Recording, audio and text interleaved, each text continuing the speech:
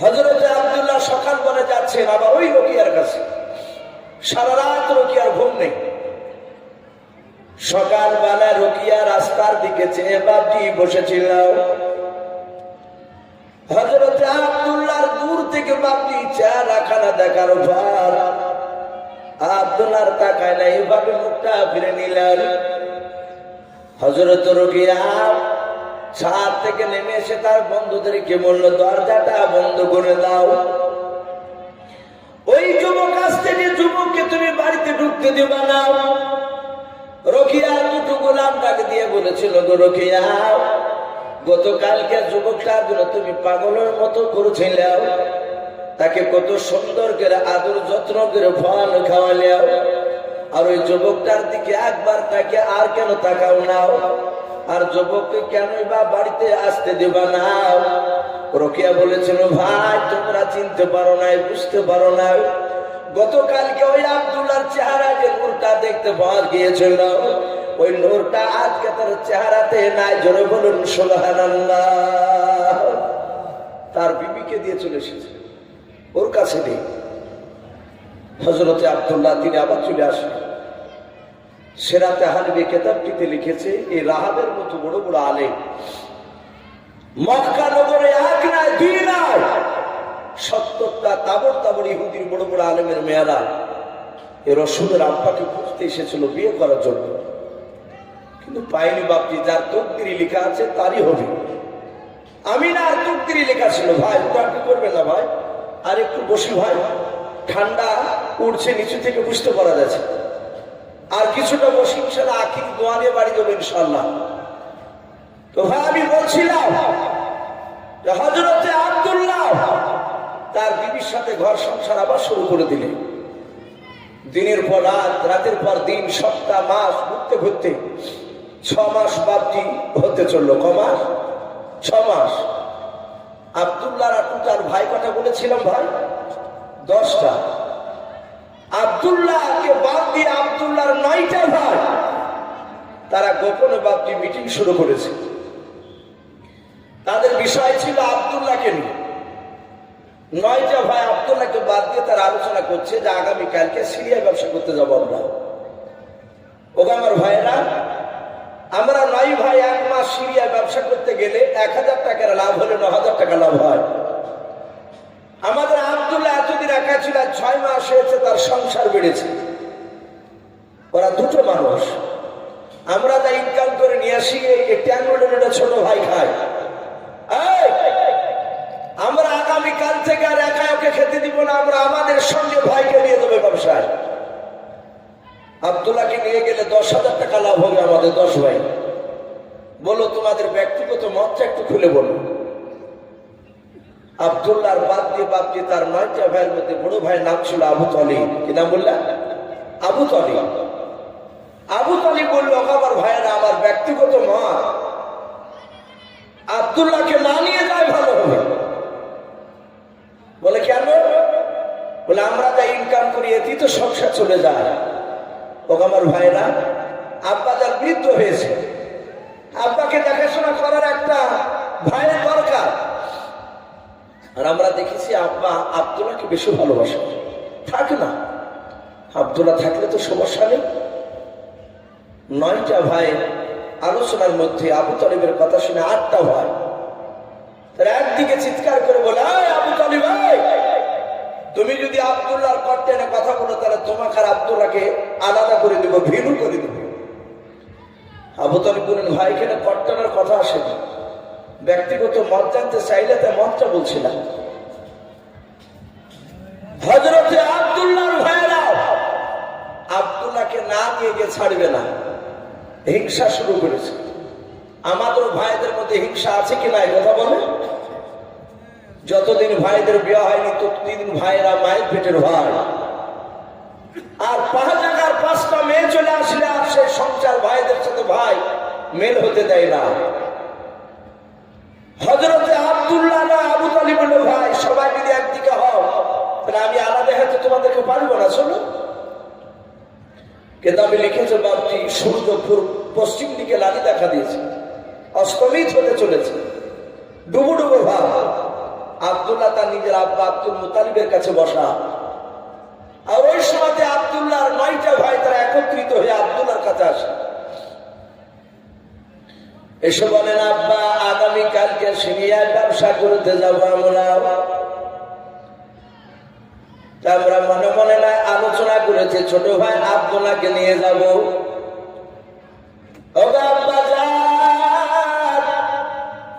আপনি আমাদেরকে অনুমতি দেন আব্দুল্লাহকে আমাদের সঙ্গে যাওয়ার জন্য। হযরত আব্দুল মুতালিব বাপজি হ্যাঁ কি মানা কিছু না বলেন বাবা, হ্যাঁ বাপ করে বাপজি কান্না শুরু করে দিলেন। হযরত আব্দুল মুতালিব কান্না করতেছেন।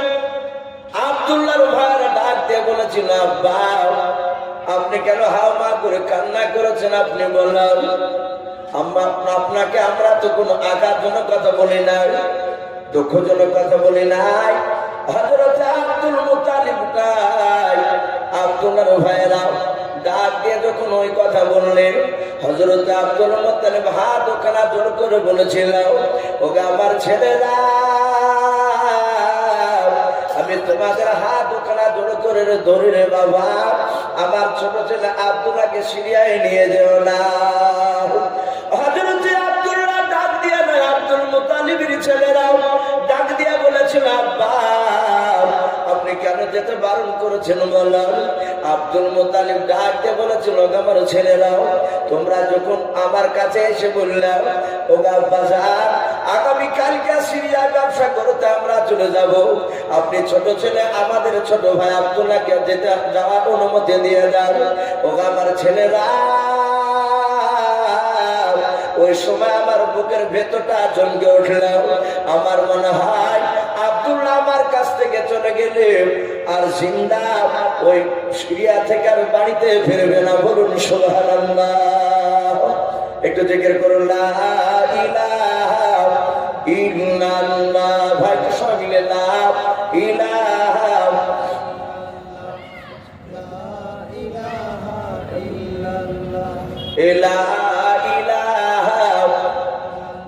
तौहीद का डंका आलम में, तौहीद का डंका आलम में बजाते वक़्त में अला गाने हक ला इलाहा इल्लल्लाह को मोहब्बत बोलो ला इलाहा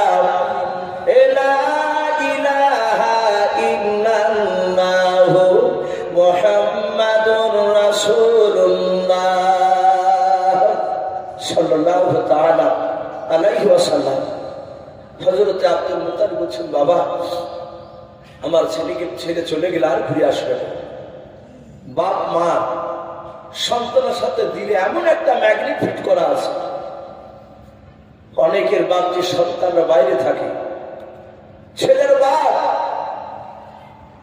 একমাত্র বাপ যে মওতের খবর আল্লাহ ছাড়া থেকেও জানে না, তবুও বাপ মা বাপটি মন ছটফট ছটফট করে। হঠাৎ করে শুনতে পায় সন্তান মারা গিয়েছে, বলে যে আমি সারা দিন আজকে ভালো করে যাব।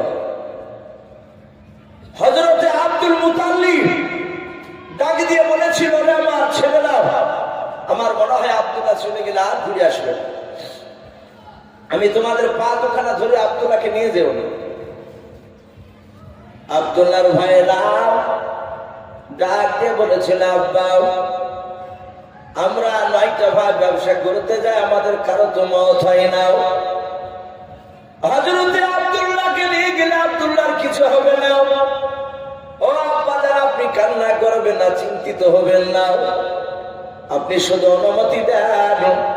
হযরতে বাপজি আব্দুল্লাহ যখন বাপজি আপনার ভাইদের কথা আব্দুল্লাহ শুনতে পেলেন, আব্দুল্লাহ হাত ওখানা জোর করে নিজের আব্বাকে ডাক দিয়ে বলেছিলেন, আব্বা আপনি আর বাধা দিবেন না, অনুমতি দেন, সিরিয়ায় আমি ভাইদের সঙ্গে আগামীকালকে ব্যবসায় যাব। হযরতে আব্দুল মুতালিব ডাক দিয়ে বলেছিলেন, বেটা আব্দুল্লাহ তোমার কি মন চায় সিরিয়ায় আমাকে ছেড়ে তোমাকে ব্যবসা করতে যেতে? আব্দুল্লাহ ডাক দিয়ে বলেছিলেন, আব্বা আমার মন চায় না আপনাকে ছেড়ে সিরিয়ায় ব্যবসা করতে যাই, কিন্তু পরিস্থিতি আলাদা। ভাইদের চেহারার দিকে চেয়ে বুঝতে পেরেছে আমার ভাইরা আমাকে না নিয়ে গিয়ে ছাড়বে না। ও আব্বা, আমার ভাইরা আমার উপর হিংসা শুরু করে দিয়েছে। আব্বা জান আপনি অনুমতি দেন, আমার সিরিয়া যদি ইন্তেকাল হয় পৃথিবীর মানুষকে রাত করতে পারবে না, বাধা দিতে পারবে না। পারবে? যার যেখানে মওত লেখা আছে আর সেখানেই বাপকে তার মওত। এই যে আপনাদের এই জালসাই গ্রামে হচ্ছে দুদিনকার জীবনে, যার এখানে বাপটি কপালে লেখা থাকবে আসলে জালসা শুনতে, কতগুলো মানুষের সবাই লিখে দিয়েছে। যতটা লেখা আছে ততটা, তার বাইরে বাপটি যাবে না। তকদির এমন একটা দিন, এই চার যেটি লেখা আছে তকদিরে সেটা ঘটবি। হযরতে আব্দুল্লাহ ডাক দিয়ে বলেন, আব্বা আপনি কাঁদবেন না, আমার যদি সিরিয়া ইন্তেকাল লেখা থাকে কেউ রদ করতে পারবে না। আব্বা আপনি দোয়া করুন যেন সিরিয়া থেকে যেন ব্যবসা করে সেই সালামতে বাড়ি চলে আসে। হযরতে আব্দুল মুত্তালিব ডাক দিয়ে বলেছিল, বাবা তুমি একটু কাছে এসো, তোমাকে একটু বুকের সাথে আমি জুড়ে ধরি। হযরতে আব্দুল্লাহকে বাপজি জুড়ে ধরে কপালে চুমা দেয়। আব্দুল্লাহ নিজের আব্বার কপালও বাপজি চুমা দেয়। আব্দুল্লাহ নিজের আব্বার কাছ থেকে অনুমতি নিয়ে বাপজি বাড়িতে চলে গেল। হযরতে আব্দুল্লাহ বাড়িতে গিয়ে বাপজি তার অর্ধাঙ্গিনী বিবি আমিনাকে ডাক দিয়ে রাত্রিবেলায় বলল, বিবি আমিনা আমি আগামী কালকে ভাইদের সঙ্গে সিরিয়ায় ব্যবসা করতে যাব। এই আমিনা, তাই রাত্রিবেলায় যা যা লাগবে সব গাড়িপত্র তুমি সাজাও। আমিনা আমি দেখো বিছানায় শুয়ে গেলাম, তোমার গাড়িপত্র গোছানো হয়ে গেলে তুমিও বিছানায় শুয়ে যাবা। হযরতে আব্দুল্লাহ বলে বাপজি বিছানায় ঘুমে গেলে আমিনা যা যা লাগবে গাড়িপত্র সব গুছাচ্ছে, ব্যাগে গুছানো হয়ে গেল। রাত্রি তখন প্রায় মোটামুটি রাত্রি 10টা বেজেছে। হযরতে আমিনা বিছানায় ঘুমাই নাই। কিতাবটিতে লিখেছে আমিনা আব্দুল্লাহর মাথার পাশে দাঁড়িয়ে দাঁড়িয়ে চেহারার দিকে বাপটি চেয়ে চেয়ে কাঁদছে।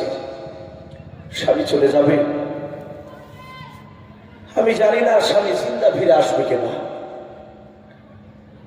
হযরতে আমিনা একইভাবে আব্দুল্লাহর চেহারার দিকে চেয়ে আছে, আর দুই চোখ দিয়ে ঝরঝর করে পানি ঝরে বুক দিয়ে বাপটি নিচে করছে। হযরতে আব্দুল্লাহর ঘুম ভেঙে গিয়েছে। বিছানার তার দিকে তাকে দেখে আমিনা শুয়ে নেই, তাকাচ্ছেন মাথার পাশে দাঁড়িয়ে। হযরতে আব্দুল্লাহ আমিনার হাতখানা ধরে বলেছিল, আমিনা তুমি বিছানাতে আমি শুতে বলেছিলাম, তুমি কেন বিছানায় শোও নাই? আমিনা তুমি আমার দিকে অমন করে চেয়েছি কেন? তুমি কান্না করতেছ, একটু তুমি তাড়াতাড়ি বলো।